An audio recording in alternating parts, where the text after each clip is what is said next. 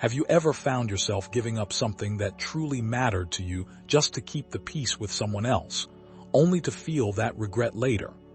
As we age, particularly after reaching the age of 65, we tend to become more generous with our time, our energy, and even our finances, especially when it comes to our family and friends or those we deeply care about. However, there's a crucial truth that emerges at this stage of life. There are certain things that you should never compromise for anyone. It's not selfish to hold onto these things.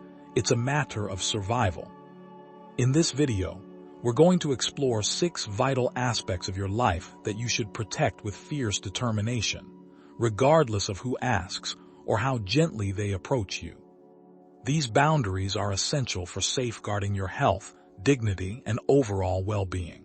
If you've ever felt guilty about saying no or questioned whether your needs still hold significance, let me reassure you, they absolutely do.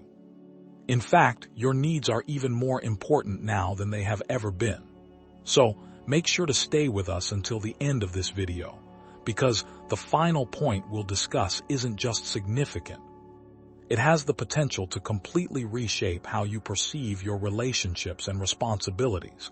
It could be the very reason you finally feel at ease saying, "That's not something I can do." This conversation isn't about abandoning others. Rather, it's about turning the same compassion you've shown to everyone else back toward yourself. You've spent a lifetime caring for others, and now it's time to shift that focus a bit. So let's dive into our first key point. Number 1. Your health and physical well-being. There's a quiet courage in prioritizing your health, especially after a lifetime of putting others before your own needs. Once you reach the age of 65, your body becomes your most truthful companion. It communicates with you, letting you know when it's tired, when it craves movement, when it needs rest, and when something doesn't feel quite right. Sadly, many older adults ignore these signals, often in the name of helping others, accommodating requests, or simply out of a fear of appearing selfish. But here's the reality. If your health deteriorates, everything else in your life tends to follow suit. Take Harold, for instance. At 78, he found joy in babysitting his great-grandchildren twice a week. However, this joy came at a cost. He often felt exhausted, even when his back ached, when sleep eluded him, or when his energy levels were dropping. He didn't want to let his daughter down, so he kept saying yes. Eventually, this led to a small fall, serving as his wake-up call. It was in that moment he realized that kindness doesn't mean neglecting his own needs. Now, he only helps out when he feels strong and rested, and the wonderful thing is that his family still cherishes him. They understand because when you communicate your limits honestly, those who care about you will pay attention. There's nothing noble about exhausting yourself to prove your love or loyalty. In fact, it's far more powerful to say, "I want to support you, but I also need to take care of myself." Your medical appointments are important. Your quiet mornings are important. Choosing to walk instead of drive or deciding to take a nap instead of pushing through is not a sign of weakness. It's wisdom. Treating your body with respect is an earned right, and by protecting your health, you're demonstrating what it truly means to value life. Sometimes, one of the most loving things you can do is model self-care for those around you. When they observe you taking care of yourself, they learn to do the same. Your well-being sets the tone for everything else in your life, so don't trade it for convenience or give it away out of guilt. It belongs to you. Guard it fiercely, honor it, and keep it close. Moving on to number 2, your personal boundaries. There comes a time in life when you realize that your time, energy, and presence are not just things to be given away freely. They are precious gifts. After 65, every hour becomes more valuable, and each moment of peace is worth protecting. Yet, one of the hardest lessons to learn is how to say no without feeling guilty. Whether it's a family member requesting a favor, a friend offering unsolicited advice, or someone assuming that you are always available, the pressure to accommodate can feel overwhelming. It's essential to understand that your boundaries are not rude. They are necessary. Consider the story of a woman named Patricia, who at 74 had always been the go-to person whenever anyone needed support, a ride to the store, a place to stay, or someone to listen. While she valued her role in the lives of others, she often pushed her own needs aside. It wasn't until she began feeling drained, both emotionally and physically, that she recognized the cost of this behavior. So, she started small. She turned off her phone during her morning coffee, politely declined invitations that didn't spark joy, and learned to say, "Not today," when she didn't have the energy. What surprised her was that, rather than creating distance, the people around her began to respect her more. They saw her as someone who loved deeply but also understood her limits. Remember, boundaries aren't walls. They are doors with locks. They allow you to choose who and what you let in. After 65, you've earned the right to be selective. Not everyone who seeks your time deserves it. Not every conversation requires your input, and not every family emergency is yours to resolve. You can show you care without needing to be a rescuer. You can listen without absorbing others' burdens. You can love wholly without sacrificing your peace. Learning to honor your own boundaries is one of the most empowering shifts you can make in your life. It's not about being cold or unkind. It's about being clear and preserving your spirit, health, and energy for the things that genuinely matter. And when people push back, remember that it's not your responsibility to soothe their discomfort. Your job is to remain grounded in what is right for you, because peace, once earned, is far too valuable to relinquish. If you're still with us and finding these insights valuable, I encourage you to comment number 2 below to let me know you're engaged. And if you haven't subscribed yet, please consider doing so and turning on the notification bell, so you won't miss any of our upcoming videos. Your support enables us to keep producing content that informs and inspires you. Now let's progress to number 3, your peace of mind. There's something profoundly sacred about having a sense of peace, a real, quiet, inner calm. After a lifetime filled with rushing around, worrying, and giving yourself away to others, safeguarding your mental and emotional tranquility becomes not just important, but essential.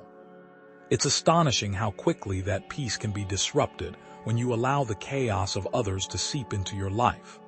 Their urgency, their drama, their need to involve you in stressful situations can feel like a storm you never intended to be caught in.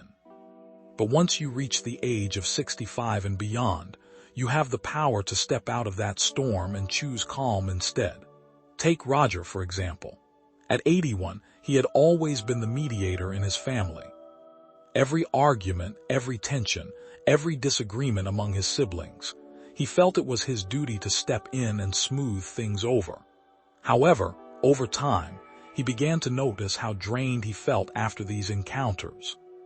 The emotional toll simply wasn't worth the effort. So, Roger made a quiet decision. He would remain available, but he wouldn't become entangled. When those phone calls came, he would listen with care but refrain from jumping in. He started offering perspective rather than solutions. In doing so, he preserved his peace and, in turn, modeled that peace for others. You don't have to engage in every argument you're invited to.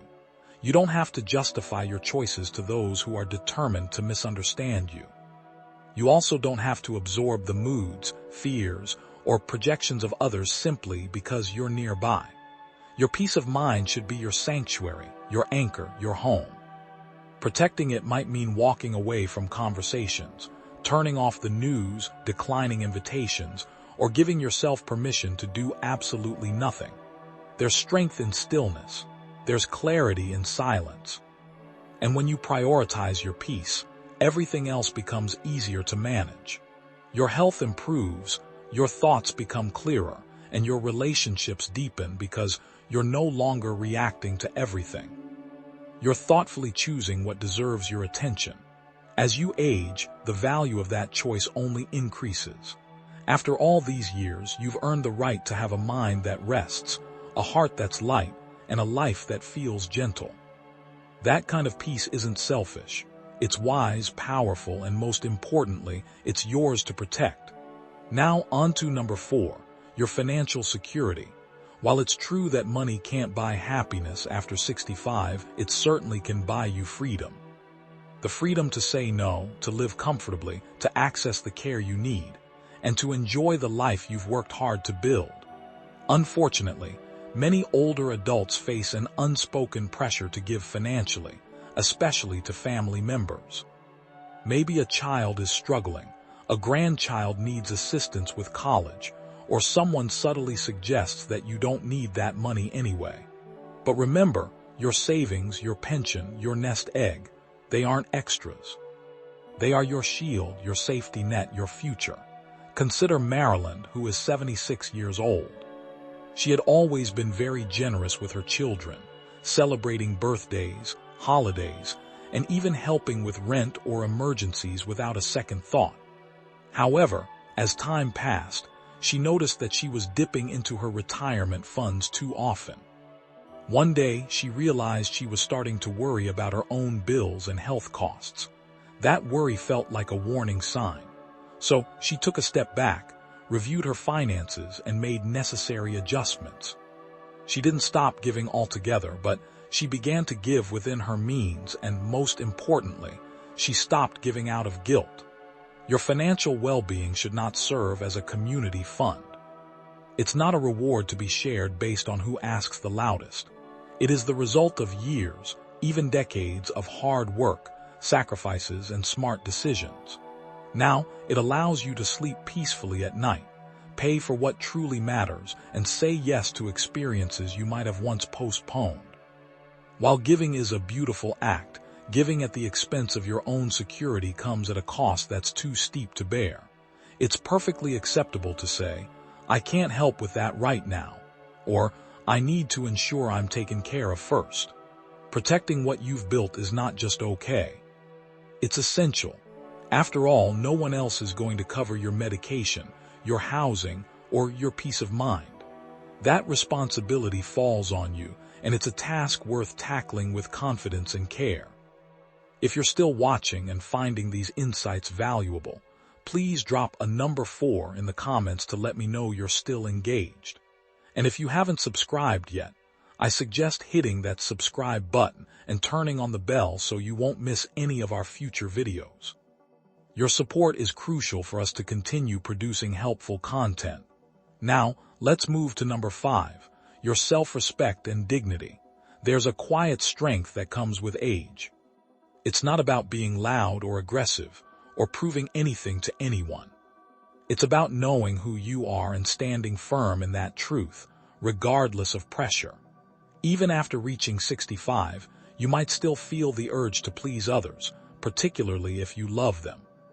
You could find yourself agreeing just to avoid conflict, remaining silent to maintain peace, or tolerating disrespect because it seems easier. However, your dignity is always worth defending, and your self-respect should never be up for negotiation. Take Thomas, who is 84. He had a neighbor who would often make snide remarks about his age, questioning whether he should still be mowing his lawn or implying it was time for him to slow down. What began as jokes gradually eroded how Thomas felt about himself. He didn't want to be rude, but he also didn't want to feel belittled. One day, he decided to speak up. He simply stated, "I take pride in what I do, and I would appreciate it if you didn't comment on it." That moment changed everything. The neighbor backed off, and Thomas stood a bit taller, not because he won an argument, but because he defended his own worth. You don't need to justify your choices to anyone who belittles them. You don't have to apologize for being independent, opinionated, or quiet. And you certainly shouldn't tolerate disrespect in the name of harmony. Your life experiences, values, and boundaries deserve to be honored. If someone can't respect them, that reflects on them, not on you. As you grow older, you come to understand that dignity isn't about status or reputation. It's how you carry yourself when no one is watching. It's about not allowing others to determine your worth. Every day, Remind yourself that you are enough just as you are. Respecting yourself sets the tone for how others treat you. If someone pressures you to compromise that respect, it's perfectly fine to take a step back. You've earned the right to be treated with kindness, fairness, and clarity. Never let anyone take that away from you. Finally, number 6, your freedom to choose how you live. At this stage in your life, your choices should feel authentically yours, free from obligation, pressure, or the expectations of others. After turning 65, each day is yours to shape. Whether that means sleeping in or rising early, spending time with loved ones or savoring solitude, moving to a new location, or staying exactly where you are, your preferences are valid and your desires matter. Your freedom to choose how to live each day is one of the most precious gifts you have. Consider Joanne, who is 79. She had always dreamt of living near the coast, yet she remained in the city for years, close to her children and what felt familiar.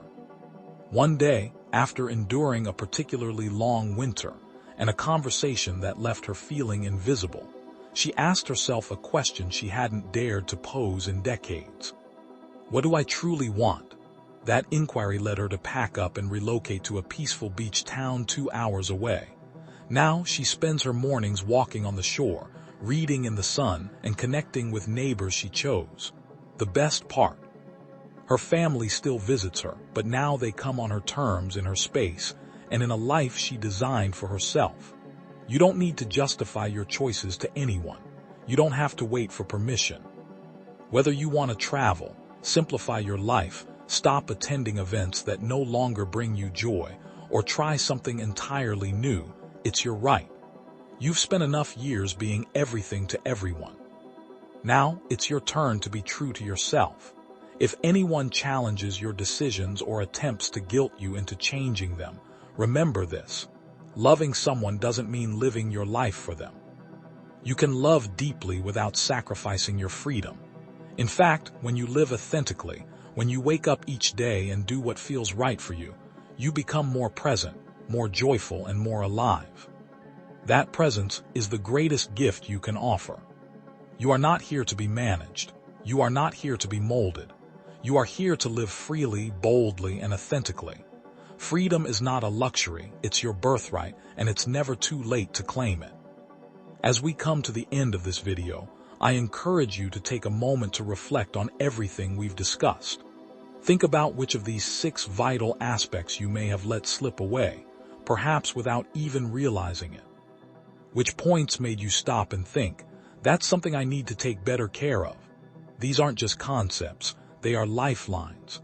The sooner you start honoring them, the more empowered, peaceful, and fulfilled you'll feel in your life. There's a unique kind of freedom that accompanies age, but only if you're willing to embrace it. This freedom allows you to say no without feeling guilty, to rest without needing to apologize, to give without depleting yourself, and to live in alignment with your truth rather than someone else's expectations. Remember, a meaningful life doesn't just happen. It's built day by day, choice by choice, boundary by boundary. The beauty of being over 65 is that you no longer need to seek validation. You've proven yourself in countless ways, more than you can count. Now, your main task is to honor the life you've built, safeguard what matters most, and live with the wisdom that only time can impart. If anyone questions your decisions, remind yourself that you're not living their life.